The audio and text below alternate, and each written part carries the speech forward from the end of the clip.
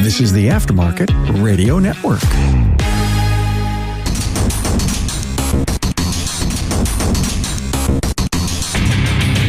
Welcome, everyone, to yet another episode of Diagnosing the Aftermarket A to Z. I'm Matt Fanslow, and all you have to do is follow 3 simple rules.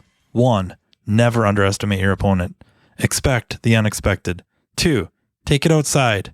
Never start anything inside the car unless it's absolutely necessary. And 3, be nice. And that's my advice for you. So, hope you enjoyed it. I will see you next week.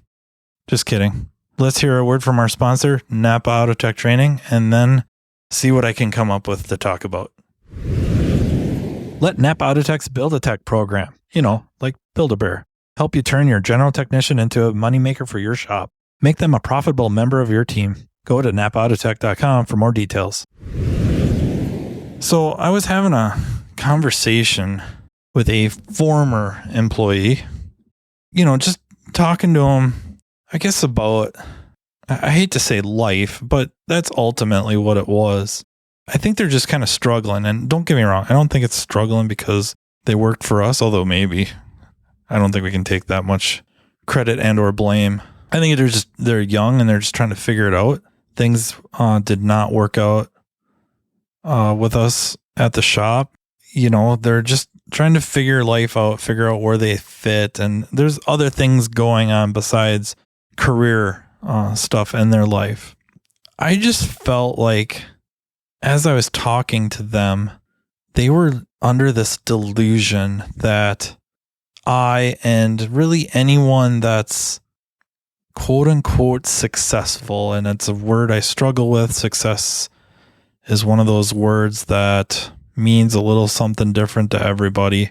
But I think just for the sake of discussion, is doing the job at a shop, presumably, in this situation, this scenario is successful. But I think this person is just under this wild misunderstanding that we got out of school or got a job at a shop and hit the ground running.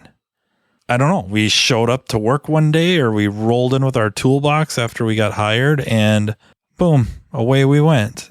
And I'm sure many of you have heard my quote unquote origin story of growing up not only on a farm, but also with grandparents that owned, and I guess one step further, not only grandparents that owned a farm implement dealership, but my dad was active in that. So he worked at the implement primarily with the small engine stuff, but that had a lot to do with the fact that he was a rural carrier.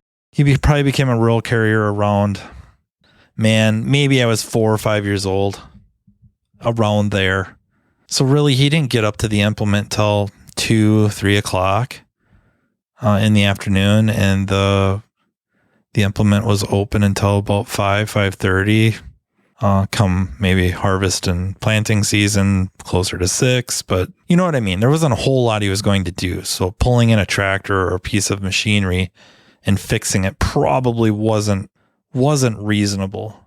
So it worked out well. They had employees there. Grew up. I don't want to imply I was there all day, every day until I was quite a bit older. And then the farm implement part was starting to close down, if you will. I was around that. And I feel like that was a major leg up. And yet, went to college or 2-year tech college, local.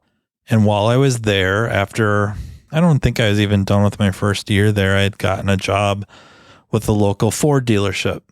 And it was by today's standards, I don't know if you'd ever find a dealer this small. That's what the way they were back then. All of them.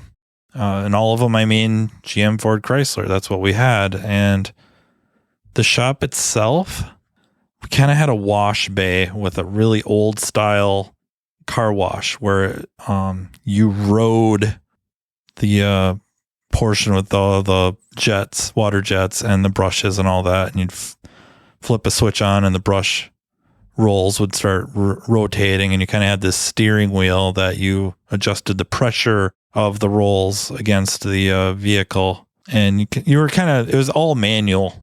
You put on the soap with one pass, went past with the brush rolls on the top, along the sides. There was one, I guess you would call it, vertically standing cylinder that was a brush roll, and you would move that around the vehicle, if you will, because it would be able to move side to side, if that makes sense. That was one bay, and then there was, I think, 4 more. There's 4 more bays. One bay had a conventional above ground 2-post hoist.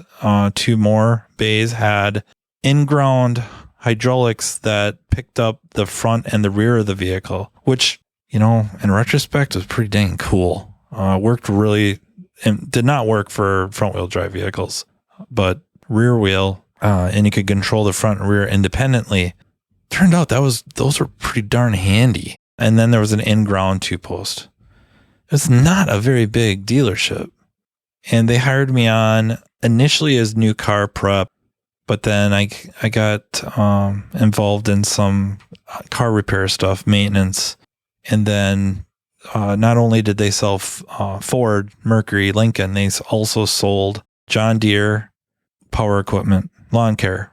And of course, I had a knack for helping out the small engine tech there with the 2-stroke stuff. The John Deere badged chainsaws and badged weed whips.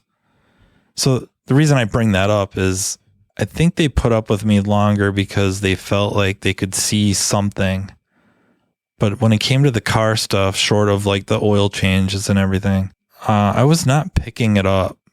It was a struggle. And it was really thrown to the wolves.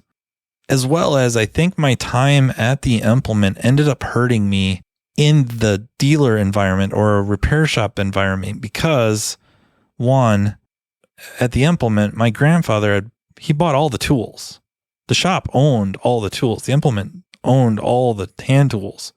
So it was a very foreign concept that techs all had their own tools.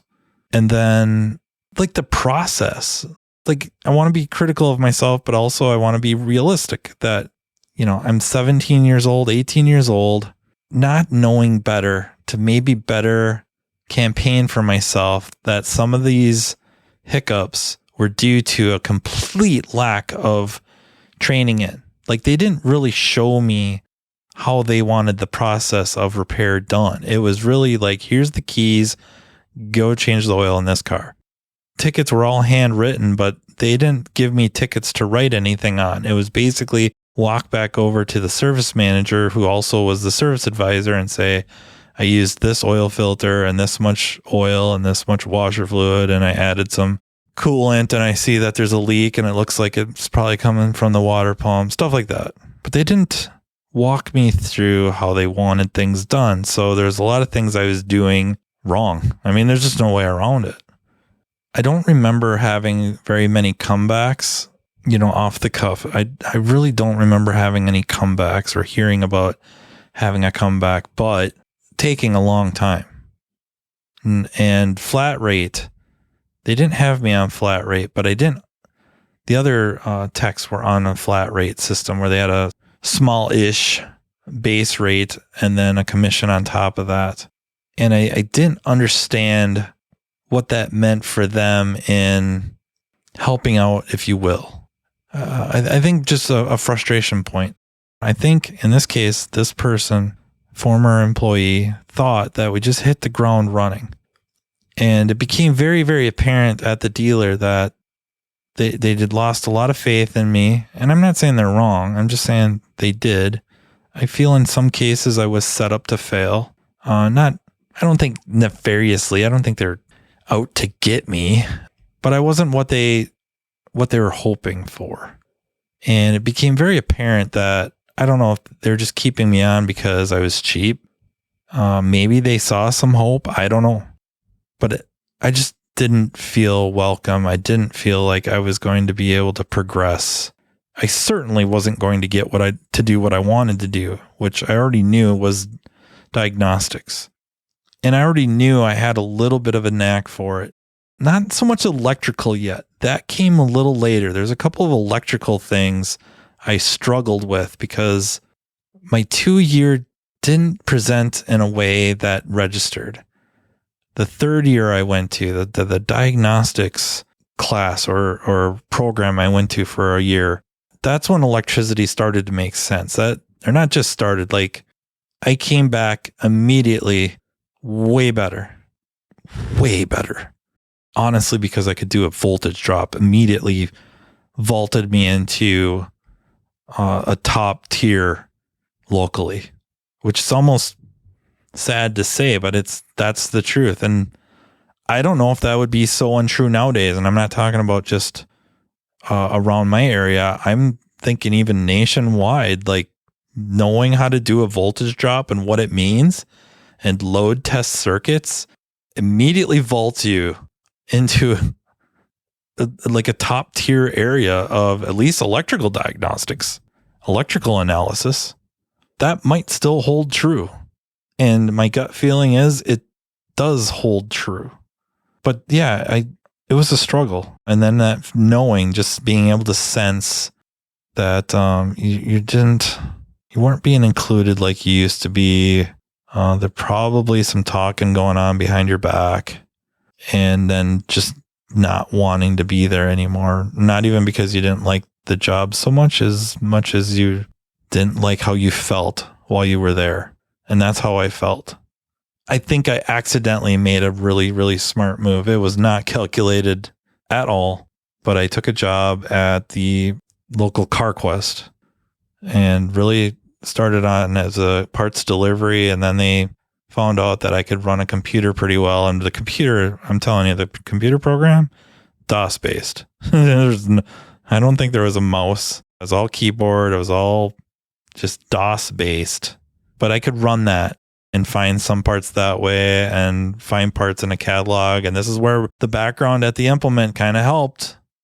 What that allowed me to do is step back and process what I had experienced, and also bounce around from shop to shop, form a couple of relationships, and be able to talk and watch, as I'm dropping off a part, maybe go just see what people are doing quick. Don't be a nuisance, anything like that, but just allowed me time. Then the parts store CarQuest wanted me to become like a counterman. And the offer was essentially like, you probably aren't going to make a ton of money as a counterman, which, that's a great sales pitch, right? But the retirement, if you work here into retirement age, you will retire a multi-millionaire. I don't think they were lying. I think they had like a employee investment option system that was quite lucrative, especially about the time I would have been going through if I'd have had some good counsel. I think it was called ESOP, like employee stock option program. And you could work certain things. And I don't mean like, anything's illegal or anything like that, but there was programs that allowed you to invest in such a way that was quite lucrative. I just didn't find like that all that engaging or entertaining. So since I wasn't going to become a full-blown counterman, they hired somebody that became was right out of the gate, a full-blown counterman. There wasn't a whole lot of room for me. So I ended up at Tires Plus right across the street for a few months. Honestly, it ended up being like one of the better paying jobs I had, because you had a base hourly and then you had commission checks based off of if you did what was deemed mechanical work. So they had tire tech work and then they had mechanical work. If you did something deemed mechanical work, you got, I think, 10% of the labor, 5% of the parts. And then as a tire tech, when you did vehicle inspections, if they sold that job, you got, it was like maybe 2% of the ticket. Well, your commission checks, okay, for me as a now maybe 19-year-old, 18, 19-year-old, some of those commission checks, I think my base rate was, I think my hourly was like $6 or $6.50 an hour. those commission checks would destroy the hourly check. But I was doing stuff I detested. I had no interest in doing shocks and struts and oil changes and brakes and alignments and tires and wheel balancing. It was not fun. I had expressed a desire to do more.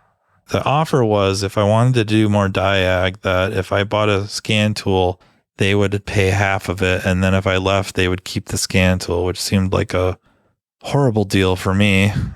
So I declined that and I lucked out. Another shop was kind of starting up. The owner, the one that I worked for quite a few years and got in a snowmobile accident, you probably heard about it. He knew I liked to do diag and that was enough for him. And, part of the title of this episode was when I went to that, it was Prebes Repair. I left Tires Plus, went to Prebes Repair, ended up really taking a pretty big pay cut in retrospect. But it was I was going to get to do what I wanted to do or really liked to do. And ultimately, it's there that things evolved in such a way that I got to specialize in doing what I like to do. And I got to level with you. When I started there, I really turned on what I would say a fuck you attitude. And not to Prebes Repair, but really to the dealership, the Ford dealership, the service manager that worked there, a couple of the techs that worked there. I got to level with you, even Tires Plus to a degree, because it's like, I think you guys are missing out. And it's that attitude that just sent my efforts into overdrive. I would stay late at work on cars to figure them out, pore over books, go to training. So I was riding on the part stores for training. And I think at the time they had Aspire, and then it became the first versions of CTI. I don't know if they even called it CTI, but that's kind of at least the first wave. I'd read an article. Well, all right. I've been reading a magazine called Underhood Service Magazine. We'll call it a column that was there monthly called Diagnostic Dilemmas. And it was really two different authors, but one of them was John Thornton, and I really did gravitate to those. I kept them as reference material. I had a stack of Underhood Service magazines with anything and everything he had written that I could get my hands on. And then it could have been Motor Age, but I'm almost positive it was Motor. In the back, like the last page or so, they would have kind of a similar type column, and the author or the writer was, I think, Kevin Carpenter, and he had a few articles that I kept. I don't know how many times I reread those articles. I could probably have quoted them verbatim, but I read them again and again and again and again. And I went to these classes, I was asking questions. The third year of college for diagnostics really, really put me on a good path of success, like really hammering down basic electrical, electricity, electronics. And then I think I already kind of had a certain diagnostic process that I had developed over the years, but that just helped. And then being able to be in a shop where I was allowed to fight. And I think the key is they saw the improvement. That's why they just backed off and let me struggle, because over the course of a few weeks, the struggling became less and less, and it got harder and harder to keep me busy. We started to get more and more of a reputation for kind of being that shop to figure out problems, drivability, electrical, didn't matter, year, make, model. I had the attitude one way, and I guess I still have the attitude, is one way or another, I will figure it out. Maybe not as fast as I would like, or especially clients would like sometimes, but one way or another. Not saying that's the right attitude. In some cases, it's not very profitable. Not sure I recommend it. It was driven. I was very driven for many years to show them how big and how bad they screwed up. Like, that lit a fire. Napa Autotech training sessions are being conducted day and night in a town near you. This training caters to every level within your organization, be it a mechanical assistant, a mechanical specialist, a technology specialist, or a driver safety calibration specialist. Imagine a one-stop shop training partner in Napa Autotech that will lead your team to a path to greatness. Autotech's entry-level Build-A-Tech classes convert the untapped potential of your new hires into money-making mechanical specialists. Autotech's higher-level tech update classes introduce specialists to the world of ever-changing technologies, which prevents your shop from getting technologically stagnant. Remember, if you're not moving forward, you're falling behind. And, turning to the front of the store, the Autotech Service Advisor class is an awesome way to hone your client advocate skill set, ultimately benefiting the customer through an improved vehicle repair experience. But it doesn't stop there. Imagine an electric vehicle class that takes your specialist well past the mundane, yet necessary safety topics. Well, it's here. Autotech's EV Ready training is a week-long curriculum that takes participants through a hands-on experience involving hybrids and electric vehicles. The session kicks off with the use of PPE and proper tooling while touching on required OSHA regulations. Then, the students dive into the lab vehicles to gain knowledge of the common high-voltage components on EV and hybrid vehicles and their function. Attendees will be taken on a path exposing them to different electric vehicle manufacturers to compare component form and location. Additionally, information about Level 1 and Level 2 charging systems will be included, along with a quick look at DC to DC charging. The operation and maintenance of subsystems are explored, including the different modes of Tesla operations, and so much more. So what are you waiting for? Commit to taking your business to the next level with Napa Autotech Training. I don't want to imply that I had this arrogance. I thought I was very good, but I was fighting to get good. Kind of like that reference to the Elden Ring episode. I wanted to get good. I put myself, I thought, on a good path to do so. And I got to level with you. One of the best things that happened, like almost like payback or payoff, it caused almost instant relief. Like some weight came off my shoulders. And that was when the service manager from the Ford dealer called me and needed help on a car. I didn't rub it in his face. He didn't really say anything or allude to anything, but it was really like, I did it. I don't know that we see enough of that. Even looking at my kids, I don't know that they all have that. Just that, you know what? F you. I'll show you. And I don't mean going and getting stupid, but I mean, I'm going to show you that I can do this. I think maybe I always had that. And I'm not trying to be like so, self-diagnosing or trying to psychologize myself. But I think in retrospect, I wanted to be doing what my parents were doing. So I think I've said this over and over. If Dad was out on a tractor, I wanted to be out on the tractor. If he was driving the tractor, I wanted to be driving the tractor. If Mom was mowing the lawn with the rider, I wanted to be running the rider. Or if she was mowing, I wanted to be push mowing. If Dad was out in the field, I wanted to be out in the field. If Grandpa was running the forklift, I wanted to run the forklift. I think that's a lot of it was I wanted to show that I've been watching how you've been doing this, and I think I can do it. Even if I really had no damn business doing it. That failure, and I think it was legitimately a failure on my part. I think I could have overcome, although, I have to be honest too, right? It sucks when when the honesty is in your favor sometimes, but I think I have to be honest that environment was not going to be conducive to success. If I was going to succeed there, it was going to be in spite of the system or lack of system. That's probably a lot of our shops. Some people succeed in spite of the system or lack of the system or systems. That's worthy of observation and course correction.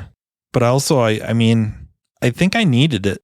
That failure, I think I needed to get knocked down. And I don't mean like an ego thing. I don't think I had a big ego there. But I think I just needed to get knocked down to show myself that I could get back up and maybe even get defeated, be able to leave that fight, go take what I learned, train up, and come back and fight better and be better and constantly getting better, constantly evolving. We don't really see that with Rocky, right? Rocky 1 came up through the ranks, but maybe kickboxer, right? Kind of watched his brother at least get smoked, got his butt kicked during training.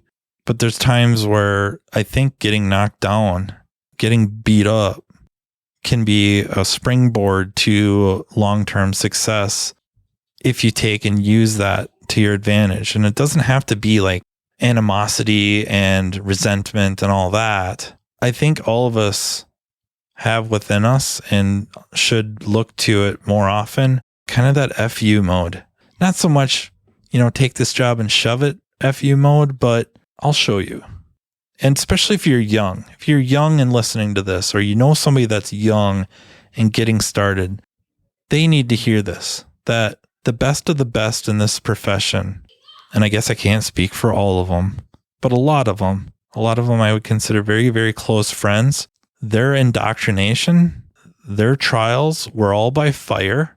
Many, if not all, that I can think of off the cuff, got their butts kicked.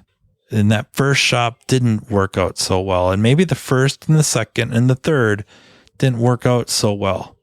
But they kept getting better. And they didn't keep getting better just at work. They took it home. I guess maybe I skipped that too. I spent a lot of time at home trying to get better. In my world, at the time, and we're talking, this is dial-up, that was IATN. IATN, along with just poring over magazine articles, poring over service information, poring over the forums and the chat room, were integral in helping me get much, much, much better and opening my eyes as to just what my goals should be. You've probably heard me or heard an episode I was in where we were talking about the Hulu series, The Bear. And I'm pretty sure it's season 2 that the pastry chef ends up going overseas, I think, to work with a renowned pastry chef. And that pastry chef is explaining to him how he thinks he got good. And he was working with somebody that was way better than him. All he could do to just try to keep up with them, and he couldn't. And the chef that he's talking about trying to keep up with is, of course, like the main character of the Bear series. The fact that he was trying to keep up with this person that he couldn't keep up with made him better than he would have ever dreamt possible. So I think we have to find inspiration, and you take inspiration with kind of an FU attitude. I'll show you, and put in the work. You're going to get much, much better. And it's hard for me to believe that with that type of effort and drive and inspiration, and there's so many resources available to us now versus when I was coming up, that you can't get yourself into an upper tier, whatever that means, at least above average, at least, just through sheer effort alone and will. I think that's energy and time well spent. So yeah, I guess the discussions with that former employee where I felt like they were under this impression that I just grew up knowing how to do it or had a knack for it and never struggled at work, and nothing could be further from the truth. Just had a rough time starting out.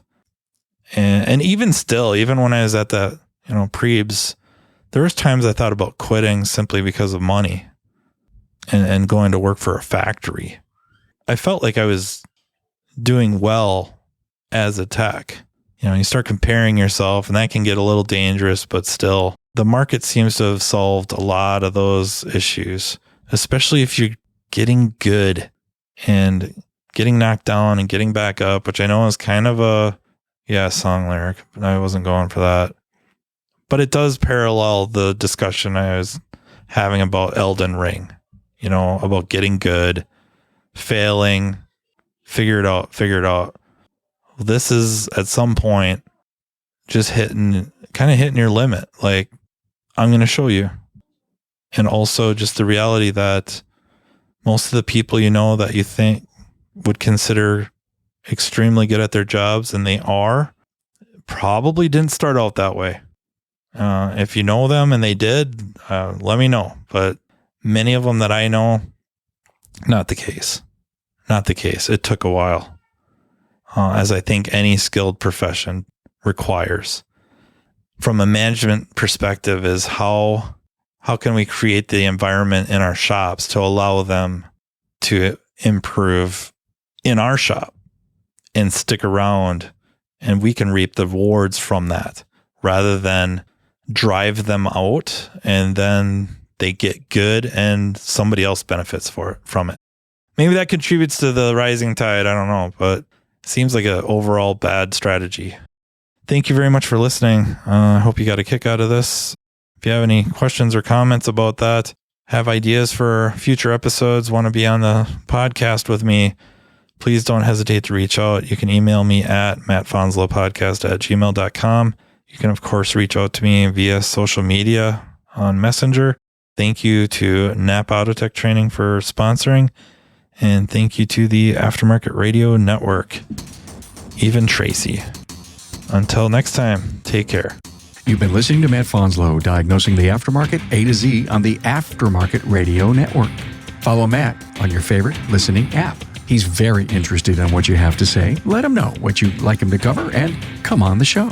Matt is all for advancing the aftermarket. Find Matt Fanslow on social media and connect, or on aftermarketradionetwork.com.